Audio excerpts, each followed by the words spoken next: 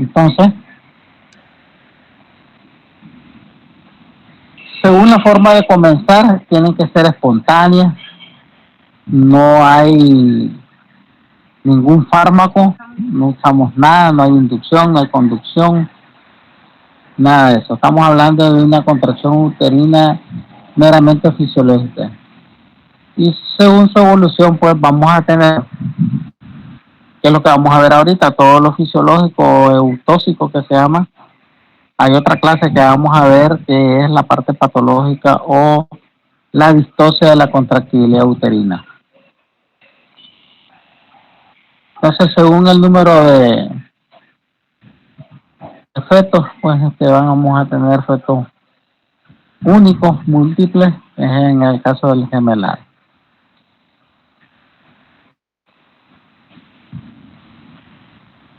Ok. Entonces,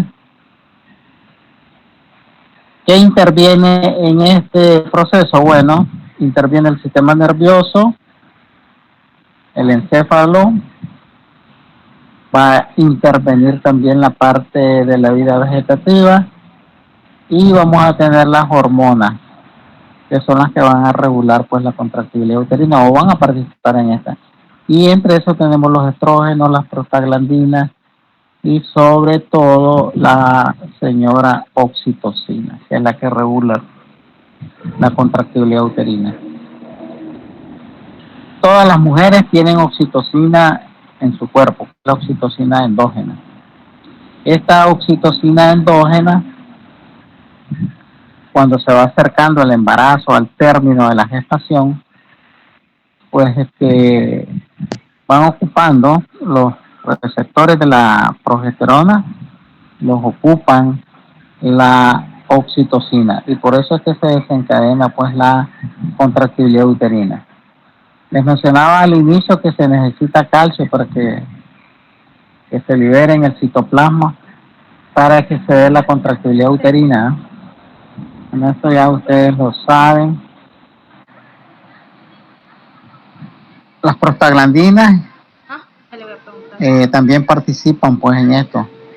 Y las prostaglandinas inhiben la unión de lo que es el calcio. La siguiente.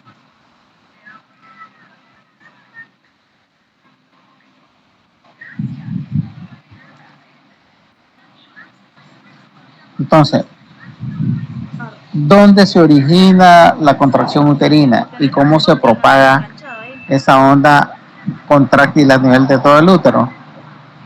Entonces les mencionaba al inicio, les refería que esas ondas se originan cerca de la implantación de las trompas, derecha e izquierda. Ahí están los famosos marcapasos. Hay dos marcapasos a ese nivel. Pero uno de ellos es el que predomina, el más. Entonces, ese va a estar ubicado justamente ahí en la unión de la trompa al lado derecho.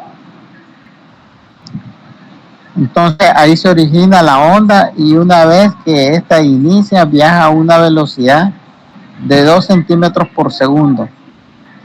En 15 segundos va a tener todo el útero va a estar invadido por la contracción uterina. Y se va a desplazar hasta lo que es el segmento. Eso es lo que nosotros le llamamos el triple gradiente descendente. Esto se lo tienen que aprender porque cuando nosotros estemos hablando de distosia de la contractibilidad uterina, vamos a tener distocias que conservan el triple gradiente y distocias que tienen invertido el triple gradiente. Lo normal es que esté conservado pues el triple gradiente descendente.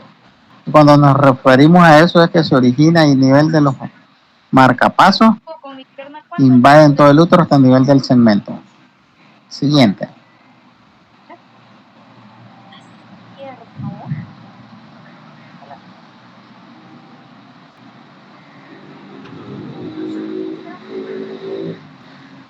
A ver, señorita, podemos pasar a la siguiente. Ok. Entonces ahí está lo que es el triple gradiente descendente. Entonces, ya les mencionaba yo que la propagación de la contractilidad uterina es de manera descendente, del fondo hacia el segmento.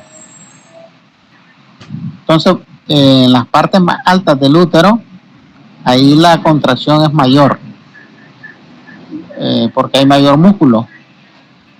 Y ahí que en las partes bajas, pues en las partes bajas generalmente va a ser de menos intensidad.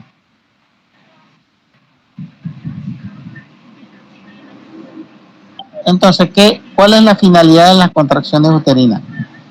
Mire, pónganle ojo a esto, porque una cosa es finalidad y la otra son las características de las contracciones uterinas. ¿Qué finalidad? Tiene una finalidad de corazón periférico. ¿Sirve? ¿Para qué sirve? Bueno, porque forman el segmento inferior. A través de las contracciones uterinas vamos a lograr que el cuello borre y dilate la formación de las bolsas de la agua y que descienda la presentación. Esa es la finalidad de la contracción uterina. Entonces, ahí les puede salir. ¿Cuál es la finalidad de la contractibilidad uterina? 5. Ahí están. Siguiente. Entonces,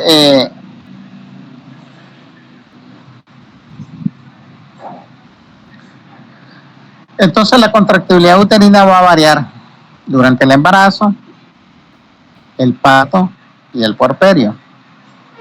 Antes del parto, o sea, cuando la mujer está embarazada, la paciente puede tener dos tipos de contracciones uterinas. Una de ellas que es la de Álvarez y Caldeiro y la de Barton-Hicks. Entonces, las primeras, que son las de Álvarez, son en las primeras 30 semanas. Generalmente la paciente no las percibe, son de baja intensidad y están dispersas. Las de Barton-Hicks, que son las que ya le llaman preparto, y estas sí la paciente las puede percibir, pero no son capaces todavía de producir cambios en el cuello, o sea, borrar y dilatar, como ya una paciente que está en trabajo de parto o en inicio de trabajo de parto. Entonces, y en el parto la actividad uterina puede andar de 80 a 120 unidades Montevideo. Esta es una unidad de medida que la gente del CLAP, allá en el Uruguay, pues ellos lo establecieron, ¿verdad? Y se habla pues de que tiene que haber una frecuencia de 3 a 4 contracciones en 10 minutos, por lo menos. Eso es un inicio de trabajo de parto. Por eso es que si nosotros tenemos menos de 3 contracciones y que duren menos de 35 segundos, 40 segundos, estamos en bradisistolia. Y ya pues en el periodo, lo que es el periodo del expulsivo, miren cómo la intensidad aumenta. 50 milímetros de mercurio y podemos tener de 5 hasta 10 contracciones uterinas, ¿verdad? En 10 minutos. En ese momento es cuando más intensas son las contracciones, porque también se agrega a esa intensidad el pujo de la madre. Y luego pues tenemos que las contracciones uterinas no es que desaparecen ahí nomás, la mujer ya parió y ya desaparecieron. No, las contracciones continúan, pero van a ser de baja intensidad y de corta duración. Pero esto van a servir para expulsar la placenta. Y posteriormente en el puerperio, no sé si ustedes han oído hablar algo del entuerto. Los entuertos no son más que contracciones uterinas que sirven para expulsar los loquios. En esta gráfica que están viendo ahí tenemos las contracciones uterinas. Entonces, normalmente el tono va a ser de 8 a 10 milímetros de mercurio, hasta 12, algunos dicen. Entonces, si ustedes ven ahí, por ejemplo,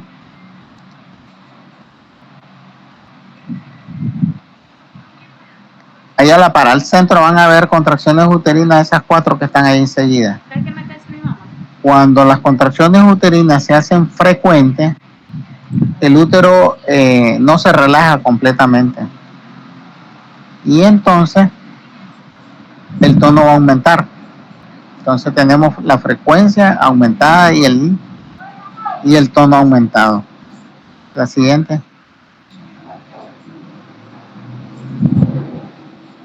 Bueno, ya les hablaba de las contracciones de Álvarez, que son pequeñas, que están en pequeñas zonas, son de baja intensidad. Que vale una chaqueta para él. Y duran poco, pues.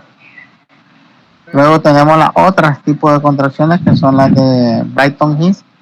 Esas son de mayor intensidad y están localizadas más a una zona.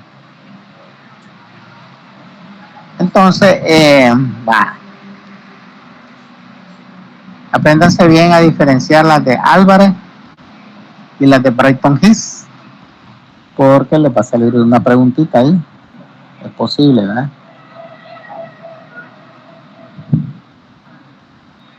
Bueno, ese mecanismo de los reflejos, pasémoslo porque eso es fisiología. Hay dos mecanismos por los cuales se libera oxitocina. Lo que son el reflejo de Ferguson, que es esa lámina, pasemos la anterior. Bueno, aquí lo menciono. Estos mecanismos de reflejos hay dos. El Ferguson 1 y el Ferguson 2, por eso ustedes ven ahí esa figura. El Ferguson 1 está en el útero y ese se da por la dilatación del cuello uterino. Eso hace que se libere un reflejo, ¿verdad? Hasta allá. El cerebro y luego a la hipófisis, y de la hipófisis pues se libera oxitocina a los órganos blancos. Miren, la oxitocina se sintetiza en los núcleos supraópticos y paraventriculares del hipotálamo, pero ella se va a ir a almacenar a la neurohipófisis. Entonces ahí está la neurohipófisis, tenemos la oxitocina. Cuando se dan cualquiera de los reflejos, Ferguson 1 o Ferguson 2, el Ferguson 2 es por la estimulación del pezón. Por eso es cuando los bebés succionan al bebé, el pezón, liberan oxitocina y eso también ayuda a que el útero se mantenga contraído y la liberación de la leche. Pero el Ferguson 1, que está en el útero, ese se da por la dilatación del cuello. Siguiente. ¿Qué es lo que más o menos en esa lámina? Bueno, cosas que tenemos que saber sobre la contracción uterina. El tono. Les decía que el tono es la mínima presión registrada entre las contracciones. Esto se habla pues en milímetros de mercurio, ¿verdad? Y les decía que el tono normal va a andar entre 8 a 12 milímetros de mercurio. Lo que es la frecuencia es el número de contracciones en 10 minutos.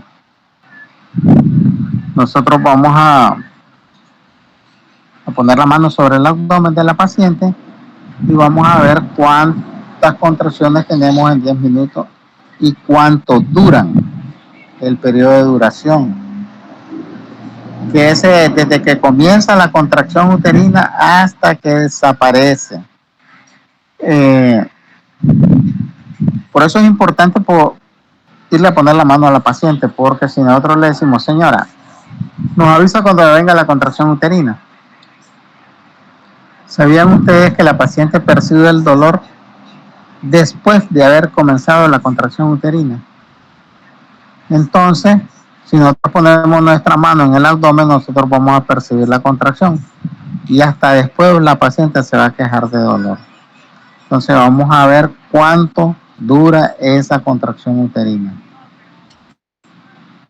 La actividad uterina no es más que la intensidad por la frecuencia. Por ejemplo, si a ustedes le dicen calcule la actividad uterina de una paciente, entonces para hacer ese cálculo ustedes deberían de tener cuántas contracciones hay y cuánto duran, cuántos milímetros de mercurio. Si no tienen esa información, ustedes no pueden hacer cálculo de la actividad uterina. Entonces yo les diría, calcule la actividad uterina de una paciente, un casito. Entonces tendría que estar la intensidad y la frecuencia. Entonces solamente se multiplica y esa es la actividad uterina, que puede llegar hasta 240 unidades Montevideo en un trabajo de parto. Entonces, la intensidad uterina no tiene que ser mayor de 50 milímetros de mercurio, pero tampoco puede ser menor de 25. Por ejemplo, aquí en esta lámina aparece un ejemplo de actividad uterina. Te dice ahí 3 contracciones en 10 minutos. Si yo tengo 3 contracciones en 10 minutos y pónganle que dura 30 milímetros de mercurio, entonces yo multiplicaría 30 por 3. 3 por 3, 9, 90. Entonces está entre los rangos normales, porque estamos diciendo de que hasta 200 unidades Montevideo. Si una paciente tuviera, pongámosle 5 contracciones y pongámosle que tienen 50 milímetros de mercurio, 5 por 5, 25. Ahí tenemos 250 unidades Montevideo. Eso es normal en un trabajo de parto. Y ya cuando una paciente está en el expulsivo, como les decía, en el expulsivo la paciente puede tener hasta 6 contracciones, pero pongámosle que tuviera 5, y si ese 5 le ponemos que tiene una intensidad de 70 milímetros de mercurio, 7 por 5, eso sería la actividad uterina. Siguiente lámina.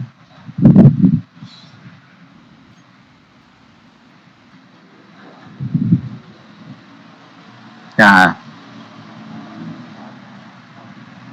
Hoy.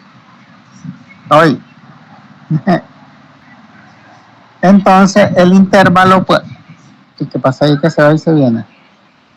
El intervalo no es más que el tiempo que transcurre entre los vértices de 2 contracciones consecutivas. Ese es el intervalo. Ya la actividad uterina ya la habíamos mencionado. Pasemos a la otra. Bueno, entonces fíjense en esta lámina, que de aquí les viene una pregunta.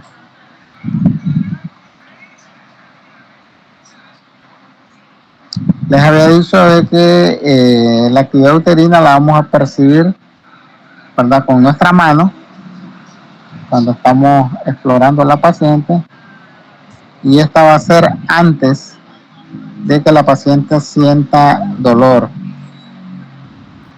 Entonces la contractibilidad uterina nosotros vamos a decir, como no tenemos un equipo para medir la intensidad, vamos a decirla en cruces. 1 cruz, 2 cruces, 3 cruces, 4 cruces, intensidad. Le dicen, ¿y cómo está la intensidad? 1 cruz o 2 cruces. Pero cuando tiene 1 cruz todavía permite, ¿verdad?, que nosotros introduzcamos nuestros dedos y toquemos bien las partes fetales. Ya cuando tiene 2 cruces, no se puede deprimir el útero y ya no es tan fácil tocar las partes fetales. 1 cruz, 2 cruces es normal. Ya cuando tenemos 3 cruces, 4 cruces, eso quiere decir que el útero tiene el tono aumentado, ¿verdad? Y tiene una consistencia pétrea, como que estamos tocando una tabla. Sí, entonces, miren ahí, no, la anterior. Con nosotros, sí, pero ella no duerme. La anterior, ahí. Ahí a la par ustedes están viendo, esa es una contracción uterina, miren. Entonces la contracción uterina tiene una fase de ascenso rápido que dura 50 segundos. Luego tiene una fase de descenso rápido que dura 50 segundos. Y una fase de relajación lenta de 100. En total, ¿cuánto dura la actividad uterina? 200 segundos. Si ustedes le preguntan cuánto dura la actividad uterina, son 200.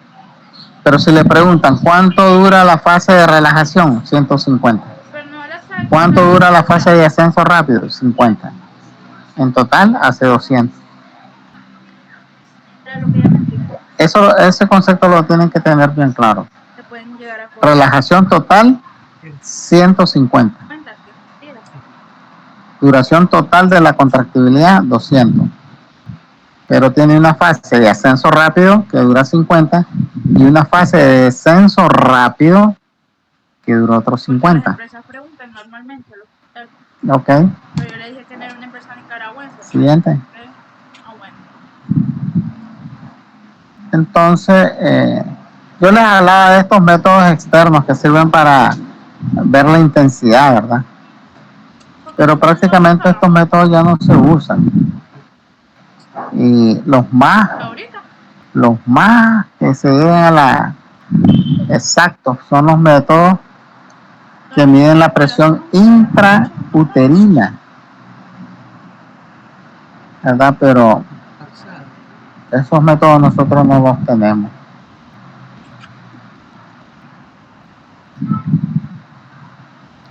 Esta es la misma gráfica que les decía.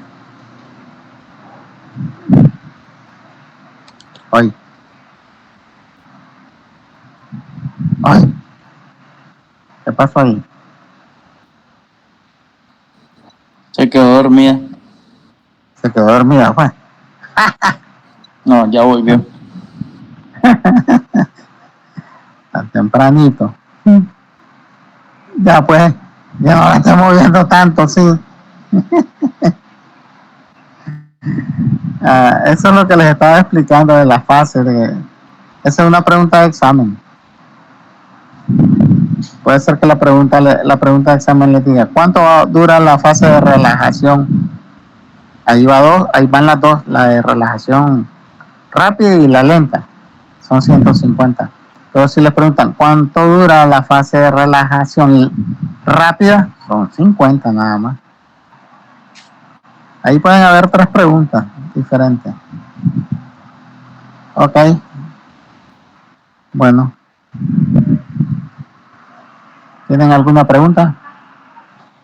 Era corta. Sí, era cortita, sí. Por eso les decía que podíamos dar también la de diagnóstico de embarazo.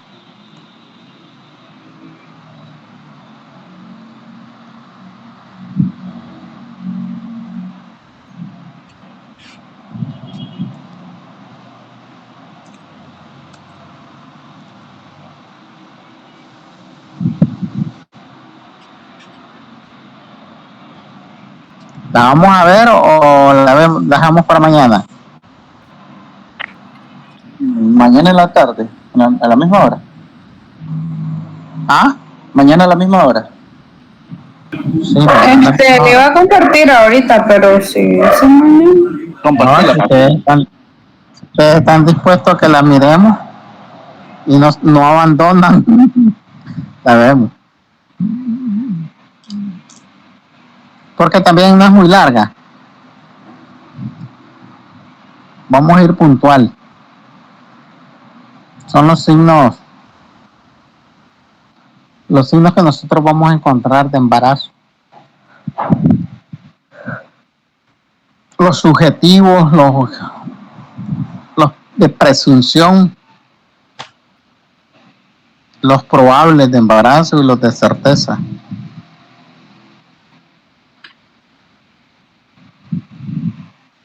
Diagnóstico del embarazo, perdón. Sí. Diagnóstico.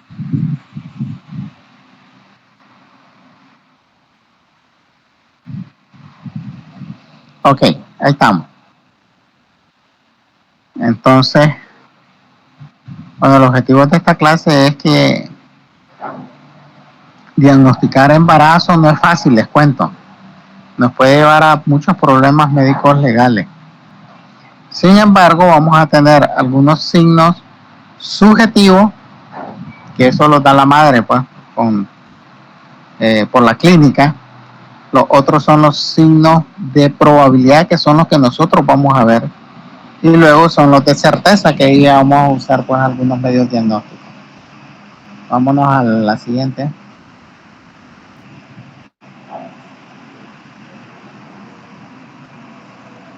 Siguiente lámina.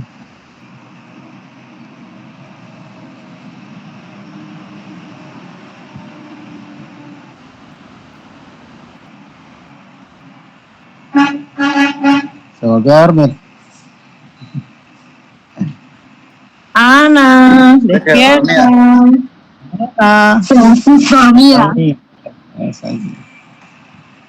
ay, mi amiga, ¿qué pasó? Estaba compartiendo, pero no salía. Le estaba dando y no.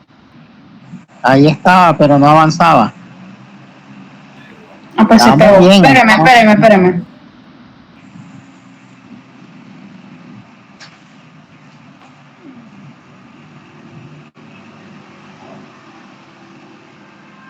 Ahí estamos. Siguiente. Bueno, entonces,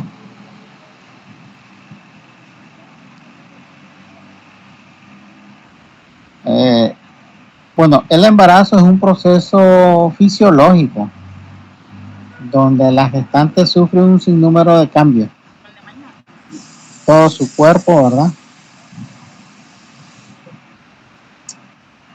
Entonces vamos a ver varios cambios que son fisiológicos y vamos a ver cambios también en el cuerpo de la mujer, en el organismo. Entonces todo esto va a estar dado por un sinnúmero de hormonas que hay. Entonces la mujer tiene que adaptarse a todo eso y recuérdense que hay un feto que para ella lo reconoce como un cuerpo extraño. Entonces yo les mencionaba que el diagnóstico de embarazo no es fácil. Nos podemos embarcar, como dicen, si nosotros a la ligera decimos, bueno, sí hay un embarazo. También hay muchas mujeres que mienten, ¿verdad? Porque le llegan donde el médico y le dicen que están embarazadas y que están seguras que están embarazadas. Y entonces después que hacen, dan a mí una constancia y tal vez para un caso médico legal y meter preso al hombre, sacarle reales, qué sé yo, engañarlo para que se case con ella.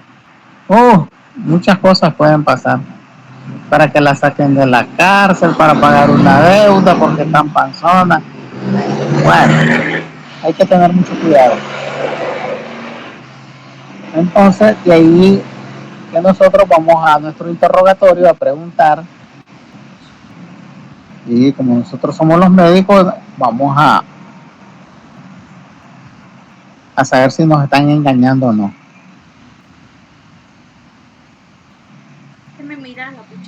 Entonces, lo primero es que tiene que haber un retraso menstrual.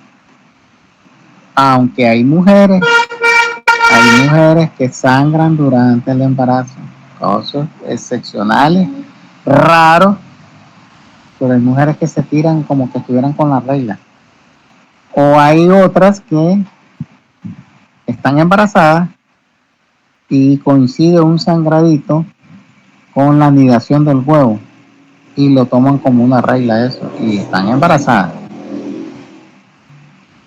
Entonces primero pues el retraso de la menstruación, ¿verdad? Luego todos los síntomas y signos que la mujer experimenta durante el embarazo. Siguiente. Entonces,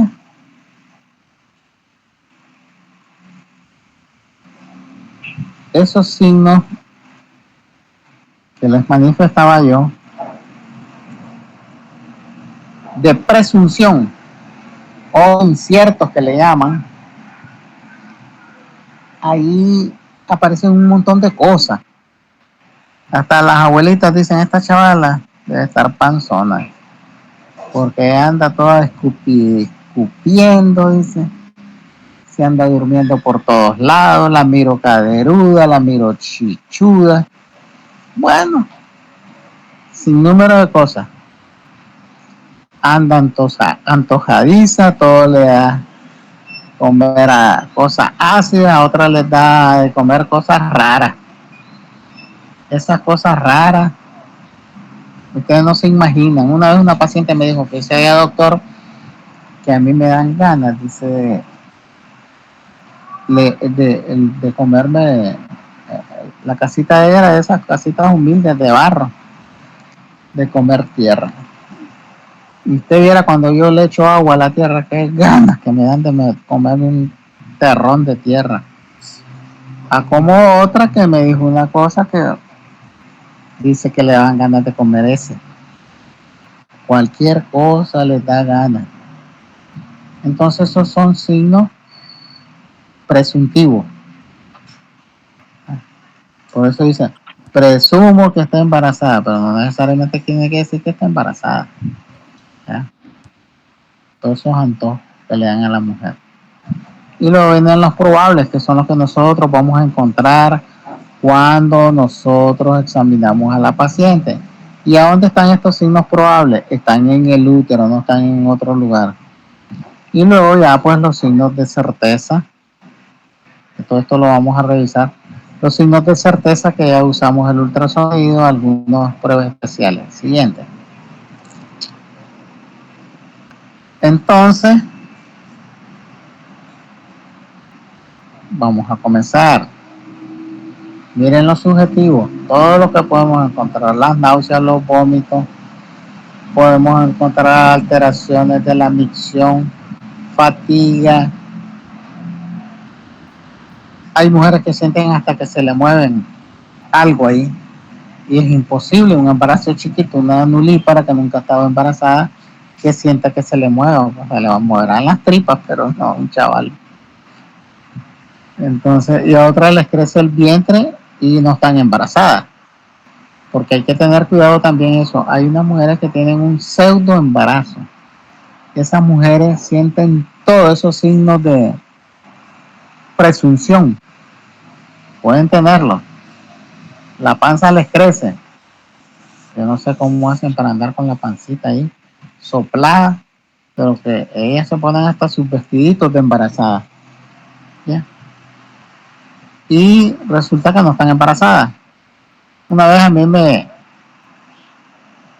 llevan una paciente, enfermería llevaba los controles en una unidad de salud, pero el último control lo hacía el ginecólogo. Y entonces me la llevan, doctor, mire el último control para que no la mire esta paciente. Cuando yo la voy a revisar, a ver, señora, acuéstese. Le digo, usted no está embarazada, le digo. ¿Cómo no? Me dice. Mire, ahí están mis controles. Resulta que en la misma unidad le habían hecho todos los controles. Y no estaba embarazada. Mire, le digo, voy a ir a hacerle un ultrasonido. Por suerte, pues en la unidad de salud había un ultrasonido ahí que nadie lo ocupaba. Pues me voy. Mírale, al final nada. Y era aquella señora enojadísima. Pero, ¿en qué caso se da eso? En pacientes que tienen mucho deseo de estar embarazadas. Entonces empiezan a sentir todos los síntomas de embarazo. Imagínense que hasta tarjeta de control prenatal tenía la mujer. Y ahora decirle, me tocó a mí decirle que no estaba embarazada. Ok, la siguiente. Bueno. Entonces, si lo revisamos por órganos y sistemas, ahí vamos a ver. Sistema digestivo. Miren, náuseas, vómito. Ya esos aparecen a las 6 semanas, por eso es que las mujeres, prontito ya desde que la regla no les viene, ya andan ahí hechas cosas. Y esos van a desaparecer entre las 12 y 14 semanas. Ya estamos hablando del primer trimestre, ya después ya les calma toda esa salivadera y esas vomitaderas y todas esas cosas. Les da estreñimiento y los apetitos caprichosos, que les digo yo que todo les da ganas de comer o ya no comer. Antes comían, ahora ya no lo comen. Y lo que no comían, ahora les da ganas de comer de todo. Estar orinando frecuentemente o van al baño y no pueden orinar. Dolor lumbar en el decúbito y dolores posturales que tienen. Siguiente. Bueno, por otro lado, hablábamos de la fatiga, mujeres que andan ahí con sueño durmiéndose por todos lados. Eso es al inicio del embarazo. Y después eso poco a poco va desapareciendo. Entonces, de los movimientos les decía yo, miren, 16 semanas cuando hay antecedentes de embarazo. Si una mujer que ya ha tenido hijos, a las 16 semanas puede percibir movimiento, pero antes de las 16 no. Mucho menos una nulí para que le diga, mire, a los 8 semanas yo siento que se me mueve. Bueno, puede ser que se le mueve otra cosa, le digo yo, pero el feto no puede ser. 20 semanas cuando es el primer embarazo, imagínense, estamos hablando de los 5 meses de embarazo. Ya pueden sentir que se les mueve. Pueden tener alteraciones del olfato, irritabilidad, no les gusta que le digan nada, cambios de humor, lloran, se enojan. Bueno, hay que aguantarlas pues. Ok. Entonces,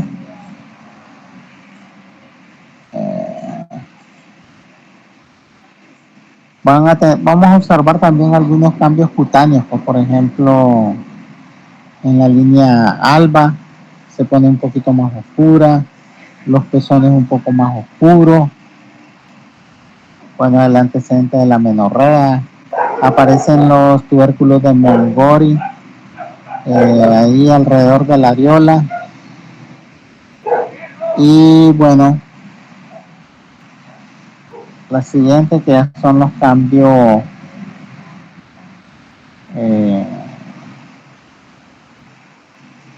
estos son signos inciertos que hemos hablado. La siguiente lámina. Luego iríamos a los probables. Todos estos son presuntivos. Entonces, los probables, como les decía, estos están en los órganos pélvicos. Entonces, ahí vamos a empezar a revisar algunos signos, como por ejemplo el signo de Chadwick, el del Hegar 1, Hegar 2, el Piscaset, el noble Budín. Esos son signos de embarazo. El crecimiento del abdomen, pero cuando ya empezamos a percibir partes fetales. Las contracciones uterinas que les hablaba, por ejemplo, las contracciones uterinas de Braxton Hicks y todo eso, pero eso ya es un embarazo más avanzado. Sigamos. Entonces ahí tenemos el primer signo.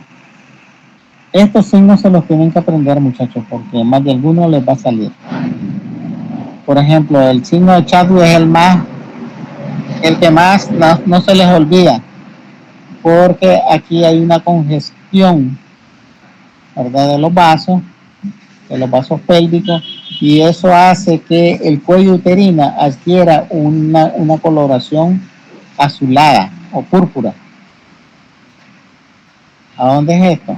Vagina y cuello. Entonces, este otro signo que es el Goodell, igual hay cianosis y reblandecimiento, pero este reblandecimiento lo vamos a tener en el cuello, un cuello suavecito. Igual, pues esto se debe al incremento de lo que es la irrigación de los vasos sanguíneos a ese nivel del cérvix. Y este signo lo van a encontrar a eso de la 4ª semana. Entonces, apréndase a qué semana de gestación lo van a tener estos signos. Y las características de cada uno de ellos. El signo de Ladín a las 6 semanas, miren. El útero va a estar reblandecido a nivel de la línea media anterior de lo que es la unión cérvico, en la unión cervical, útero cervical. Pues. Siguiente. El Hegar.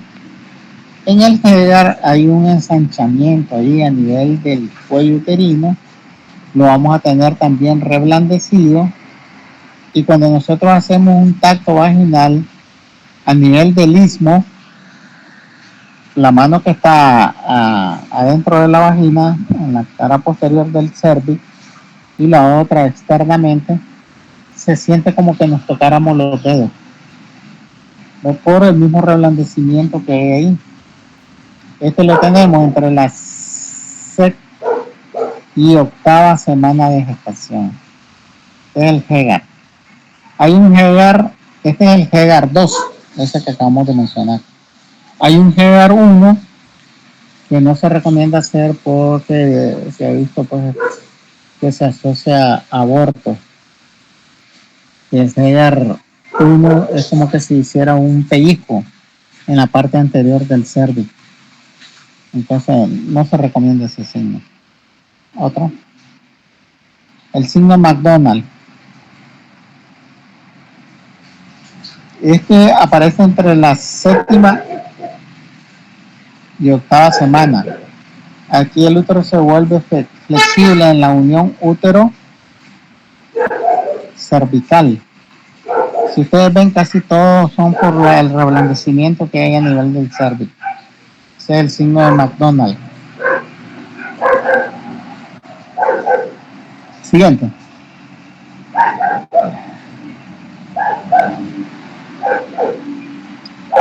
El de Von Forward, este aparece entre la 4ª semana y la 5ª semana. Igual hay un reblandecimiento, pero en el fondo generalmente es donde está el sitio de la implantación de la placenta. Donde se implantó la placentita, ahí va a estar reblandecido. ¿Okay? Entonces aquí pueden ver, ¿verdad?, algunos signos cómo se hacen. Aquí está el del noble budín. Si ustedes ven al tacto vaginal, nos vamos a nivel de los fondos de saco. Cuando la mujer no está embarazada, no se siente el ensanchamiento del útero. Entonces, no se toca, pues, nuestro dedo no va a pegar en nada, por decir así. Cuando la mujer está embarazada, entonces ahí sí, como hay un ensanchamiento del útero, nosotros vamos a ayudar a tocar el útero, el dedo, que el útero está aumentado de tamaño. Aquí tenemos el Hegar que les decía yo. Ese es un examen bimanual. Una mano externa y la otra vaginal. Ahí podemos sentir el reblandecimiento del cuello y que casi nos tocamos los dedos. Ok.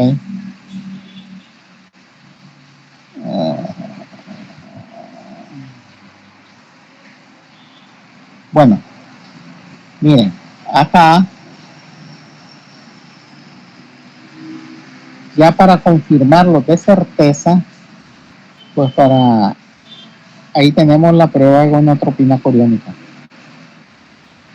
Entre los signos de certeza que nosotros queremos ya salir de si está panzona o no, le mandamos una prueba de embarazo en sangre. Miren, esta gonotropina coriónica no tiene prueba cruzada con otras hormonas, entonces si ella está positiva, hay embarazo. Hay muchas mujeres que se les hace ultrasonido y en el ultrasonido no se mira nada. Y le hacen una prueba de gonotropina y te dice que está positiva. Que está embarazada, está. ¿Dónde lo tiene? Eso lo miraremos después. Si lo tiene intrauterino o lo tiene extrauterino, ya sea un ectópico, pues que puede estar en cualquier otro lugar. Entonces, mucho cuidado ahí, pues.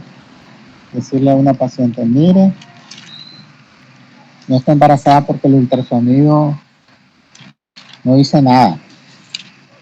Y podemos estar frente a un embarazo incipiente. Entonces, en ese caso, el ultrasonido lo vamos a repetir una semana después. Ya con una semana después ya es posible que miremos algo por el ultrasonido y de preferencia transvaginal. Bueno, signos positivos también. Si escuchamos frecuencia cardíaca fetal, pues un signo positivo. Si el ultrasonido mira partes fetales, mira el feto, pues no hay duda pues que ahí hay un embarazo. Ya les hablaba de las contracciones uterinas, ya les hablaba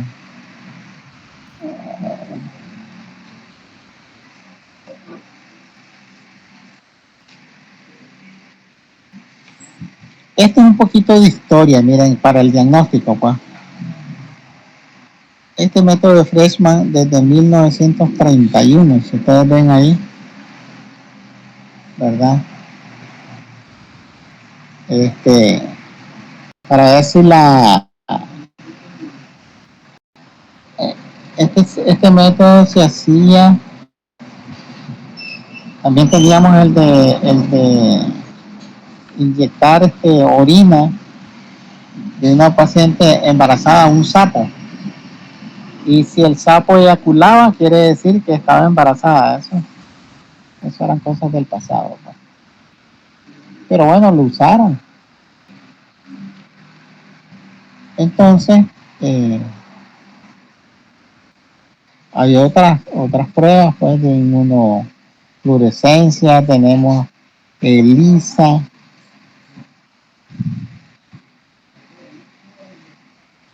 Pero bueno, lo que actualmente se usa es la cuantificación de gonotropina coriónica, que es lo más seguro para hacer diagnóstico de embarazo.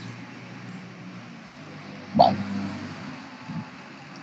esta es una tablita, muchachos, que vamos a tener los niveles de gonotropina según la edad gestacional. Entonces, esta tabla nos sirve, por ejemplo, cuando tenemos un embarazo que terminó, por ejemplo, un embarazo molar, nosotros tenemos que cuantificar gonotropina coriónica para darle seguimiento. O si es una paciente que tiene problemas de aborto, entonces hay que cuantificar la gonotropina coriónica, pues porque esta paciente podría, si tiene niveles bajos, podría abortar. Siguiente. Ok. Ahí tenemos el ultrasonido, que ahí no hay duda. Si nosotros miramos embrión,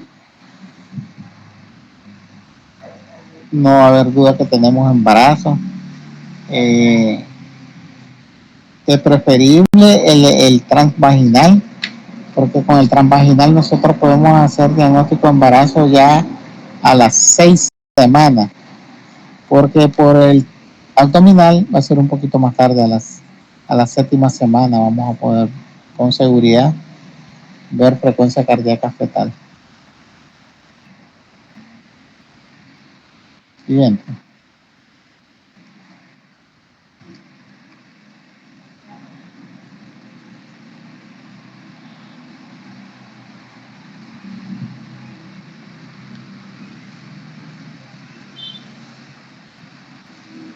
Pues una paciente embarazada, le hacemos un ultrasonido en el primer trimestre y hacemos la medición de cráneo-cola.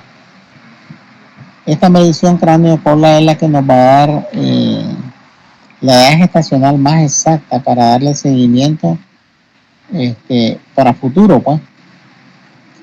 Ahora miren, el embarazo dura normalmente 280 días, que estamos hablando 9 meses.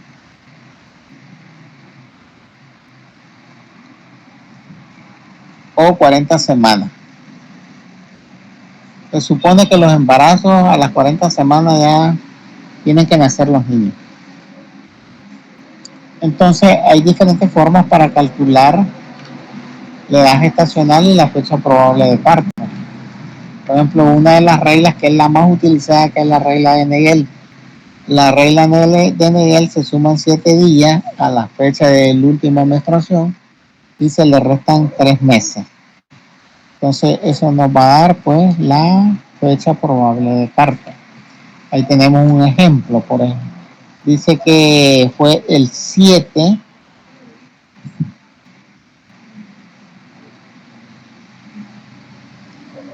aquí se hizo un cálculo de la gestacional. Si yo tengo 7 y le voy a sumar 7, serían 14, ¿verdad? Y al mes le voy a restar, a julio le voy a restar 3 meses. Entonces se me va a dar la fecha probable de parto. Hay otras reglas, por ejemplo está la regla de Pinar. Podemos hacer uso de los histogramas, de las cintas obstétricas y todo eso, del ultrasonido, del tamaño del útero. Siguiente.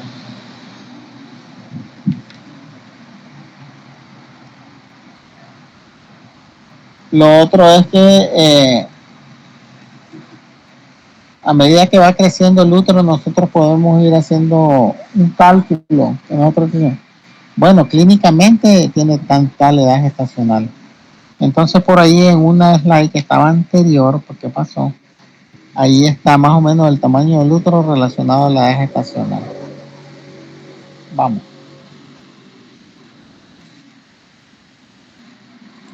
Entonces, como les decía, el diagnóstico de embarazo no es fácil. Hay que hacer diagnóstico diferencial con un quiste de ovario, un mioma uterino, pacientes que tienen problemas de hematometras, la pseudociesis que le decía o el pseudoembarazo, una infección de vías urinarias, una apendicitis.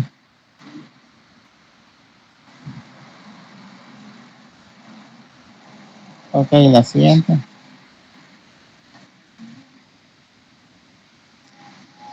Esto ya es un embarazo más avanzado, pues nosotros ya tocamos partes fetales. Y después de la semana 22 ya se puede palpar todas las partes fetales. Ya podemos percibir los movimientos fetales también, igual que la madre, pues nosotros también. Ok.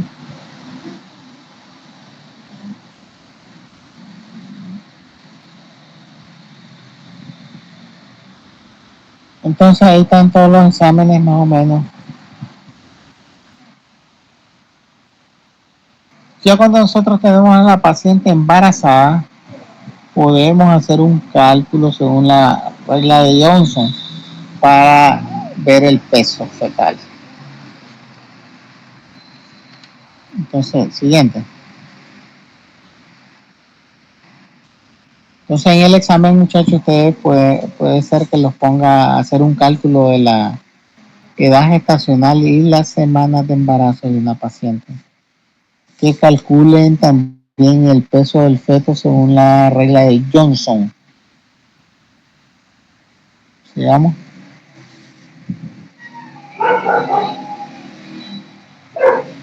Entonces yo les decía ahí que la regla de Neguel, pero también podemos hacerle el cálculo calendario que le llaman. Entonces, miren,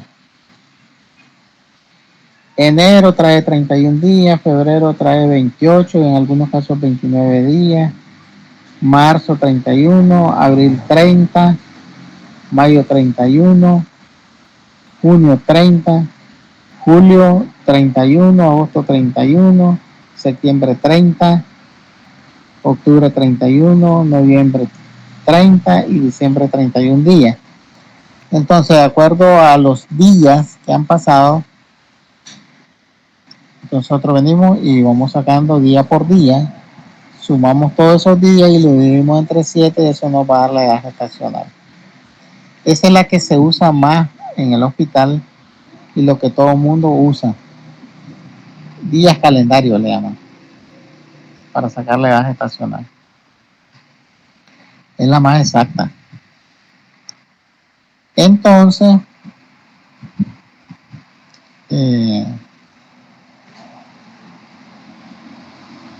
por la regla de Johnson, puede ser que yo les diga que me calculen el peso de un feto. Y no es más que la altura uterina menos 12 o menos 11 centímetros por 155. Eso le va a dar más o menos un margen de error de 145 gramos. Entonces, si el feto está libre, yo le voy a restar menos 12.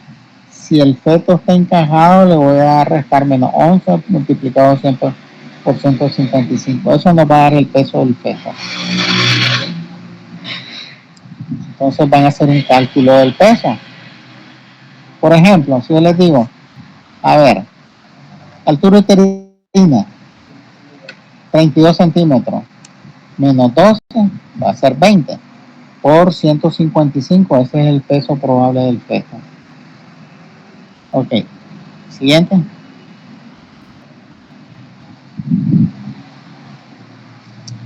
Entonces también les decía que de acuerdo al tamaño del útero, generalmente el útero está intrapélvico, normalmente está intrapélvico. Entonces cuando ya alcanza más o menos 12 centímetros va a estar a nivel de la sínfisis del pubis.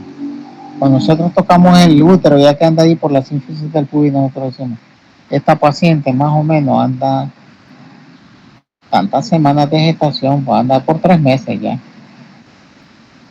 Para las 15 semanas, perdón, va a estar entre la sínfisis del pubis y el ombligo, o sea, a mitad del camino. Cuando el útero llega a nivel de la cicatriz umbilical, es un embarazo de 20 semanas. Por arribita de la cicatriz umbilical estamos hablando de 24 semanas, 22, 24 semanas. Y así vamos a ver esos cálculos clínicos, pues. ¿Vale?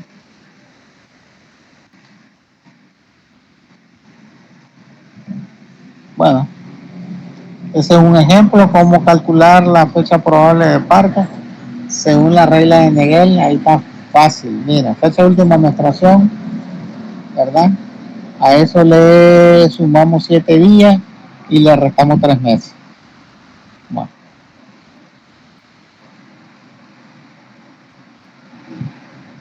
Ese Johnson, que ya lo hablamos, la regla. Y ya. Bueno.